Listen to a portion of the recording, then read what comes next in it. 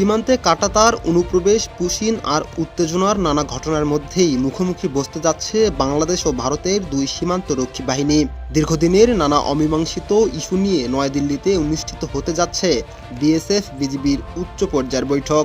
বিএনপির নেতৃত্বাধীন সরকার ক্ষমতায় আসার পর এই প্রথম উচ্চ পর্যায়ের বৈঠকে বসছে দুই বাহিনী। আগামী ৮ থেকে ১১ জুন পর্যন্ত ভারতের রাজধানী নয়াদিল্লিতে অনুষ্ঠিত হবে এই বৈঠক।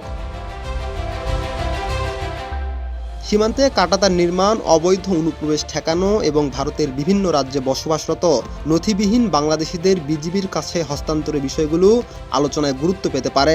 এছাড়া বিএসএফ সদস্যদের উপর হামলার অভিযোগ নিয়েও আলোচনা হওয়ার সম্ভাবনা রয়েছে।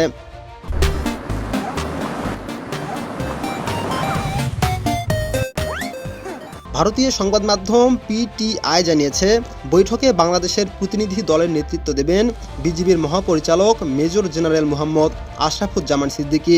অন্যদিকে বিএসএফ প্রতিনিধি দলের নেতৃত্বে থাকবেন বাহিনীটির মহাপরিচালক প্রবীণ কুমার। বিএসএফ কর্মকর্তাদের ভাষ্য, সীমান্তে অপরাধ দমন, নিরাপত্তা জোরদার এবং দুই বাহিনীর পারস্পরিক সহযোগিতা বৃদ্ধি হবে এই বৈঠকের মূল আলোচ্য বিষয়। রাকিব হাসান, ইত্তেফাক নিউজ।